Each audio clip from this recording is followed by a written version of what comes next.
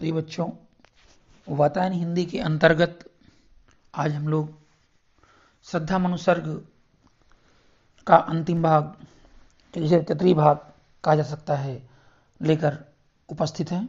आइए अध्ययन करें।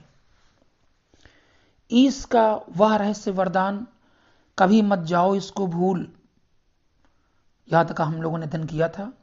कहने लगे मनुष्य सहित विषाद, मधुर मारुत से ये उच्छ्वास, अधिक उत्साह तरंग आबाद, उठाते मानस में सविलास। किंतु जीवन कितना निरुपाय, लिया है देख नहीं संदेश, निराशा का या है जिसका परिणाम, सफलता है ये कल्पित गेह। इसका ये रहस्य वरदान, कभी मत जाओ इसको भूल। श्रद्धा मन को निराशा से निकालने के लिए निरंतर तर्क प्रस्तुत करती है, परंतु मन दुख से भरा हुआ है। मनु ने कहा, हे श्रद्धा, तुमने तन मन को आह्लादित करने वाली, शीतल मंद वायु सुगंध वायु के समान आनंद प्रदान करने वाली, मेरे मन को विलासपूर्ण बनाने वाली बातें तो कही हैं, लेकिन तुम्हें यह समझना है कि इसका ये रहस्य वरदान, लेकिन इस संसार में मनुष्य कितना विवश है, मनुष्य कितना कमजोर है, असहाय है, उसके हाथ में कुछ भी नहीं है। जीवन में मैंने अनुभव करके देख लिया है। अधिक उत्साह तरंग आबाद, ये जो ऊंची ऊंची बातें, जो विलासपूर्ण आनंदपूर्ण बातें तुमने कही हैं, मैंने अनुभव के द्वारा ये निष्कर्ष निकाला है कि मनुष्य नित नई सफलताओं को कल्पित तो करता है, कल्पना तो करता है, किंतु कि ये जीवन कितना निरुपाय, असहाय हो गया है। मैंने लिया है देख, निराशा यह जिसका कल्पित गे, सफलता का ये कल्पित गे। जहां मैं इस निष्कर्ष पर पहुंचा हूं कि नित नई सफलताओं को मैं कल्पना तो कर लेता हूं, और मैं कह भी सकता हूं कि जीवन सफलता की कल्पनाओं का घर है, परंतु यदि विचार करके देखा जाए तो अंततः इस जीवन का परिणाम निराशाजनक ही है। अर्थात कोई भी मनुष्य सहर्ष मृत्यु का वर्ण नहीं करना चाहता है। बच्चों, यहां पर श्रद्धा मन को उत्साहित करती है, परंतु मन निरंतर अपने मन में छिपी हुई वेदना को उजागर करते हैं और कहते रहते हैं। कहा आगंतुक ने ससने, अरे तुम इतने हुए अधीर, हार बैठे जीवन का दांव, जीतते मरकर जिसको वीर। तब नहीं केवल जीवन सत्य, करुण या क्षणिक दीन अवसाद, तरल आकांक्षा से है भरा, सो रहा आशा का आह्लाद। बच्चों, श्रद्धा मन को उल्लास प्रदान करती है, कर्मशील बनाने की ओर प्रेरित करती है। मन की बात सुनकर श्रद्धा ने बड़ी स्नेह से कहा, ऐसा प्रतीत होता है तो अपना धैर्य खो बैठे, हार बैठे जीवन का दांव। अरे तुम इतने हुए अधीर, तुम अपना धैर्य खो बैठे, अपने जीवन में उस सफलता को प्राप्त करने के प्रति तुम निराश हो चुके हो। जीतते मरकर जिसको वीर, जिसे कर्मशील और साहसी पुरुष अपने कठिन परिश्रम के आधार पर प्राप्त करते हैं। तप नहीं केवल जीवन सत्य। मन को तपस्वी के रूप में देखकर श्रद्धा कहती है कि केवल तपस्या ही जीवन का आधार नहीं है, जीवन का सत्य नहीं है। करुण ये दीन क्षणिक अवसाद, दीनता और करुणा के भावों से अभिभूत तुम्हारी मना स्थिति ये क्षणिक है।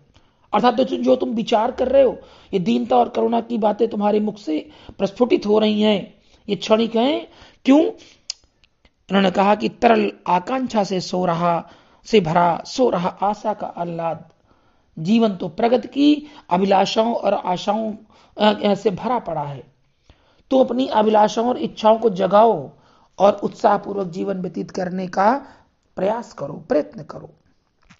बच्चों, श्रद्धा के द्वारा मन को निरंतर उत्साहित किया जा रहा है। शैली यहां पर प्रतीकात्मक है, अलंकार मानवीकरण है, रस शांत है और छंद 16 मात्राओं का श्रृंगार छंद प्रयुक्त हुआ है। प्रकृति के यौवन का श्रृंगार, करेंगे कभी न बासी फूल, मिलेंगे वे जाकर अति शीघ्र, आह उत्सुक है उनकी धूल। एक तुम ये विस्तृत भूखंड, प्रकृति वैभव से भरा अमंद, कर्म का भोग, भोग का कर्म, यही जड़ चेतन का आनंद, यही जड़ चेतन का आनंद। बच्चों, श्रद्धा निराश मन को प्रेरणा देती है। प्राकृतिक छटा के माध्यम से कहती हैं कि प्रकृति के यौवन का श्रृंगार करेंगे कभी न बासी फूल। ये प्राकृतिक छटा कभी भी बासी और मुरझाए पुष्पों से नहीं होती है। निर्जीव और बेजान पुष्प किसी भी रूप में प्रकृति को नया उत्साह प्रदान नहीं करते हैं। क्यों?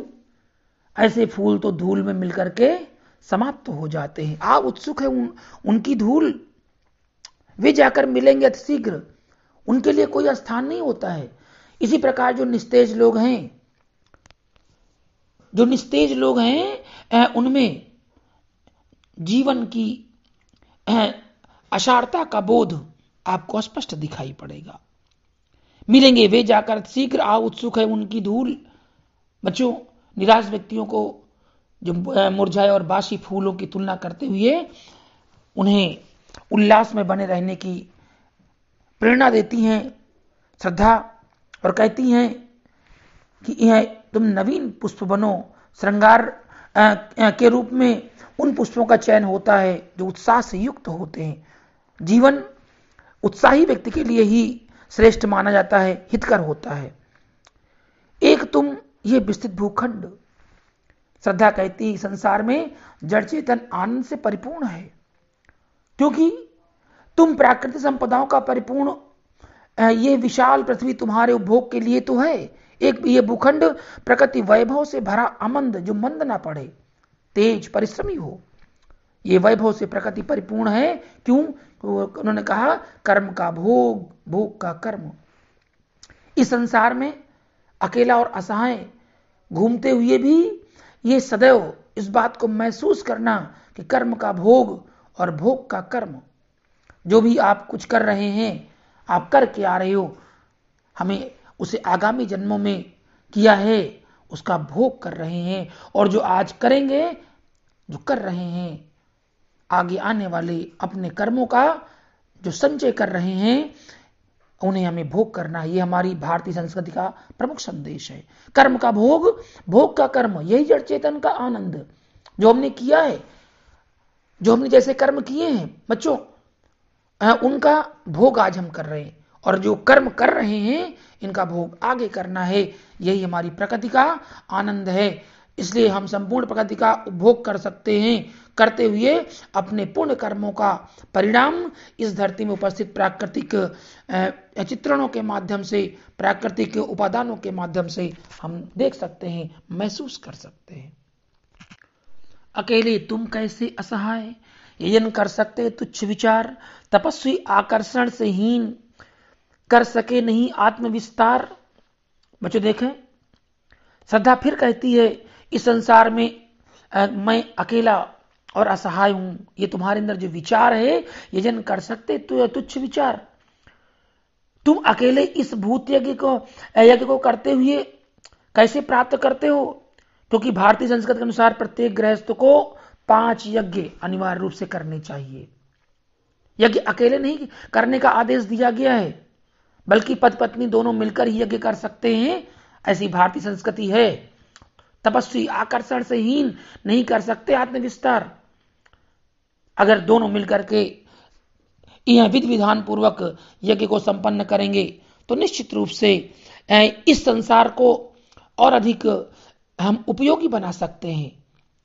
अर्थात तुमने आत्मा का विस्तार नहीं किया, बल्कि तुमने अभी तक स्वयं को आत्म केंद्रित ही बनाए रखा है। व्यक्ति को पर कल्याण के लिए जीवन को समर्पित करना चाहिए, और उसी में उसका वास्तविक कल्याण निहित होता है। मानव जीवन को सार तत्व में निरूपित करते हुए श्रद्धा निरंतर प्रयास करती है कि भारतीय धर्म और संस्कृति के माध्यम से इस बात को परिभाषित किया जाए। बच्चों आगे देखते हैं। समर्पण लो सेवा का सार, सजल संस्कृति का यह पतवार, आज से यह जीवन उत्सर्ग, इसी पत्तल में विगत विकार, बनो संसद के मूल रहस्य। तुम्ही से फैलेगी ये बेल, विश्व भर सौरभ से भर जाए, सुमन के खेलो सुंदर खेल। श्रद्धा कहती है मानवता को समृद्ध बनाने के लिए निरंतर सृष्टि के प्रवर्तक के रूप में आगे बढ़ने की प्रेरणा देती है। कहती है श्रद्धा कि मानवता के कल्याण के लिए मैं अपने आप को तुम्हारे चरणों में, तुम्हारी सेवा में समर्पित करती हूं। समर्पण लो सेवा का सार। फिर सजल संसति का यह पतवार, मैं तुम्हारी जीवनी संगनी बनकर तुम्हारे साथ साथ मानवता की सेवा भी करूंगी, तुमसे स्वीकार तो करो। आज से ये जीवन उत्सर्ग, आज के बाद मैंने ये अपना जीवन तुम्हारे चरणों में सेवा के लिए समर्पित कर दिया है। अर्थात मेरा ये निस्वार्थ जीवन त्याग का निर्णय करके कभी बदलेगा नहीं, और इसी पदतल में विगत विकार तुम्हारे चरणों में ही अच्छाइयों को और दोषों को, बुराइयों को मैं अपने जीवन को समर्पित करती हूं। इस पर अब कोई प्रभाव नहीं पड़ेगा। श्रद्धा कहती है बनो संसद के मूल रहस्य। अपना समर्पण स्वीकार करने के लिए आप मेरे इस समर्पण को सृष्टि के क्रम में अनवरत जारी रखने के लिए जीवन और मरण के मूल रहस्यों को जानने के योग्य बनो। मानो संसद के इस संसार का जो प्रारंभ है उसके तुम रहस्य बनो। तुम्हें से फैलेगी ये बेल, ये जो बेल है, जो वल्लरी है, जीवन रूपी वल्लरी तुम्हारे माध्यम से ही फैलेगी। और ये क्या तुम विश्व भर सौरभ से भर जाए, सुमन के खेलो सुंदर खेल। और मैं अपनी जीवन संगनी बना करके मुझे इस मानव सृष्टि के बेल को आगे बढ़ाओ। अर्थात तुम मेरे संयोग से इस मानव रूपी सुमनों की रचना करके जीवन के सुंदर खेल जीवर खेलो। अर्थात हमारे और तुम्हारे माध्यम से संसार का वातावरण सुगंधित हो उठे। और ये क्या तुम सुनते नहीं, विधाता का मंगल वरदान, शक्तिशाली हो विजयी बनो, विश्व में गूंज रहा जयगान। डरो मत अरे अमृत संतान, अग्रसर है मंगलमय वृद्धि, पूर्ण आकर्षण के जीवन केंद्र, खिंची आवेगी सकल समृद्धि। बच्चों, अमृत संतान देवपुत्र, और ये क्या तुम सुनते नहीं, मन से कहती है कि तुम इस सृष्टि की रचना करने वाले उस विधाता का कल्याणकारी वरदान नहीं सुना। शक्तिशाली हो विजयी बनो, तुम्हारे अंदर शक्ति है, सामर्थ्य है, विश्व में गूंज रहा जयगान। शक्तिशाली बनकर विजय प्राप्त करो। विधाता का यही विजयगान आज संसार भर में गूंज रहा है। डरो मत, तुम्हें डरने की आवश्यकता नहीं है। अरे अमृत संतान, तुम तो देवपुत्र हो। तुम देवपुत्र होकर के इस साक्षात चेतना का साक्षात्कार करके तुम आगे बढ़ो। डरो मत अमृत संतान, अग्रसर है मंगलमय वृद्धि, निरंतर आगे बढ़ रही है मंगल कामनाओं से भरा हुआ ये जीवन। मानवता के विकास में अकर्मणता की कोई स्थान नहीं है। पूर्ण आकर्षण जीवन केंद्र, ये आकर्षण का केंद्र है जीवन। खिंची आवेगी सकल समृद्धि, सारी समृद्धियां तुम्हारे पास आकर के विश्राम करेंगी, क्योंकि विधाता की कल्याणी सृष्टि सफल हो। इस भूतल पर पूर्ण पटे सागर, बिखरे ग्रहपुंज और ज्वालामुखियां हो चूर्ण। पूर्ण विधाता की कल्याणी सृष्टि श्रद्धा अस्तित्व की रक्षा के लिए आत्मसमर्पण करती है और कहती है कि जो तुम्हारे अंदर शंकाएं हैं ये निर्मूल हैं। मानवता की कीर्ति सर्वत्र फैलेगी। तुम नवीन उत्साह के साथ अपने कर्तव्यों का निर्वहन तो करो। सकल असफल हो इस भूतल पर पूर्ण समस्त संसार का कल्याण करने वाली मानव सृष्टि अपनी वंश वृद्धि से सफल होकर के पृथ्वी को पूर्णता की ओर ले तो चलो। सागर पटे बिखरे ग्रहपुंज और ज्वालामुखियां हो चूर्ण। ये ग्रह नक्षत्र तुम्हारे चारों ओर बिखर कर अपना वैभव लुटाएंगे। महाविनाश करने वाले ज्वालामुखी तुम्हारे लिए चूर्ण होकर के शांत हो जाएंगे। कहने का आशय हुआ बच्चों कि प्राकृतिक आपदाएं अवश्य ही एक दिन समाप्त हो जाएंगी और तुम्हारा ही वर्चस्व होगा। ये संपूर्ण प्राकृतिक आपदाएं तुम्हारे अनुकूल हो जाएंगी, इसलिए तुम्हें चिंता की आवश्यकता नहीं है। उन्हें चिंगारी सदर्प कुचलती रहे खड़ी सानंद, आज से मानवता की कीर्ति अनिल भूजल में रहे न बंद। श्रद्धा फिर कहती है, मनुष्य को आगे बढ़ाती है और निराशा त्याग कर दृढ़ निश्चय की ओर कर्मों के में लग जाने की प्रेरणा देती है। कहती है कि जिन्हें चिंगारी सदर्प, ये प्राकृतिक आपदाएं जिनको चिंगारी पैर से कुचलकर नष्ट कर देने के समान मानव कुचलती रहे खड़ी सानंद, ये मानवता इन पर विजय प्राप्त करके स्वयं गर्व करती हुई आनंद के साथ आगे बढ़ेगी। आज से मानवता की कीर्ति, कहती हैं श्रद्धा, कि आज के बाद वायु, जल, पृथ्वी, जितनी भी प्राकृतिक संपदाएं हैं, ये सारे के सारे तत्व अनिल भू जल में रहे न बंद, इन्हीं से तुम्हारी कीर्ति फैलेगी, अर्थात ये तुम्हें रोक नहीं पाएंगे। मानवीय शक्तियों की अनंत सीमाओं को प्रदर्शित कर रही हैं, बता रही हैं श्रद्धा, मन को प्रेरित करते हुए कि तुम्हें इनसे डरने की आवश्यकता नहीं है, अपितु ये तुम्हारे मार्ग के साधन हो जाएंगे। जलद के फूटे कितने उत्स, द्वीप कच्छप डूबे उतराए, किंतु वह खड़ी रहे दृढ़ मूर्ति, अभ्युदय का कर रही उपाय। उत्स स्रोत, अभ्युदय, नवीन उत्थान। जीवन कर्तव्यों में प्रेरित करते हुए फिर कहती हैं कि मनुष्य भी निरुपाय होकर के, असहाय होकर के नहीं बैठता है। जलद के फूटे कितने उत्स, समझाते हुए कहती हैं कि प्रलय काल के समय तुमने देखा संपूर्ण सृष्टि को निगल जाने वाले समुद्र कि ना जाने कितने स्रोत निकल पड़े। पृथ्वी में समस्त द्वीप कच्छप आदि सभी जीव जंतु डूबने उतराने लगे। द्वीप कच्छप डूबे उतराए, पर किंतु वह खड़ी रही दृढ़ मूर्ति, अभ्युदय का कर रही उपाय। किंतु मेरे और तुम्हारे रूप में यह मानवता आज भी एक मूर्ति के समान खड़ी है, जो नवीन उत्थान का प्रयास कर रही है। श्रद्धा कहती है कि मानवता महाप्रलय पर भी विजय प्राप्त करने का एक माध्यम है, और वह निरर्थक और असहाय नहीं होती है। बच्चों, अंतिम 4 पंक्तियां बड़ी महत्वपूर्ण हैं। शक्ति के विद्युत कण जो व्यस्त विकल बिखरे हैं, हो निरुपाय, समन्वय उनका करे समस्त, विजयनी मानवता हो जाए, विजयनी मानवता हो जाए। श्रद्धा ने मन को मानवता पर विजय का उपाय बताया है। इस सृष्टि की रचना में जो विद्युत कण हैं, अर्थात जो अलग अलग होकर के भटक रहे, शक्तिहीन हैं, अर्थात किसी भी निर्माण में अगर हम देखें तो उनमें वह शक्ति तभी आती है जिसे हम इलेक्ट्रॉन, प्रोटॉन, न्यूट्रॉन के रूप में देखते हैं, लेकिन उनका सम्मिलन एक अपार शक्ति को प्रस्फुटित कर देता है। शक्ति के विद्युत कण जो व्यस्त विकल बिखरे हैं, हो निरुपाय। उसी प्रकार से इस मानवता को, इस मानव शक्ति को संचित करके उसे बिखरने से रोकना होगा। वह तब तक शक्तिहीन बना रहता है जब तक वह समन्वित ना हो जाए।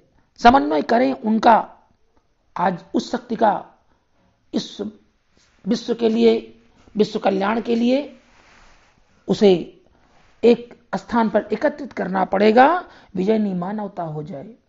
क्योंकि इस संसार में तब तक मनुष्य का कल्याण नहीं हो सकता जब तक वह समन्वित ना हो जाए। इसलिए विश्व को जीतने के लिए अपार शक्ति और मानवता अपने अंदर विकसित करनी होगी, उसे प्रतिष्ठित करना होगा, क्योंकि समन्वय उसका करें समस्त, तब विजयनी मानवता हो जाए।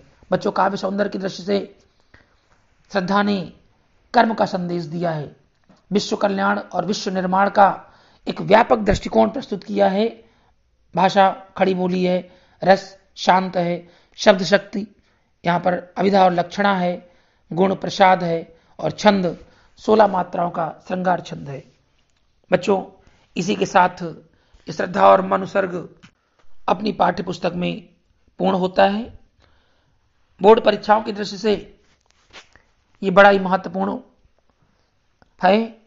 जयशंकर प्रसाद जी द्वारा रचित ये पाठ श्रद्धा और मन जो शीर्षक है, ये हम सबके लिए महत्वपूर्ण है। इसलिए मैं चाहूंगा इसे आप एक बार अवश्य, जो अपने तीनों भाग हैं वातायन हिंदी के, इन्हें आप अध्ययन करेंगे, देखेंगे, और इस पर जो आधारित प्रश्न हैं उन्हें मैं आगे लेकर के आपसे पुनः मिलूंगा। लेकिन उससे पहले जो बच्चे वातायन हिंदी में पहली बार आए हैं या जिन्होंने सब्सक्राइब नहीं किया है, वो सब्सक्राइब अवश्य करें और अपने मित्रों को भी इसका लाभ पहुंचाएं, उन्हें शेयर और लाइक अवश्य करेंगे। धन्यवाद है, धन्यवाद है।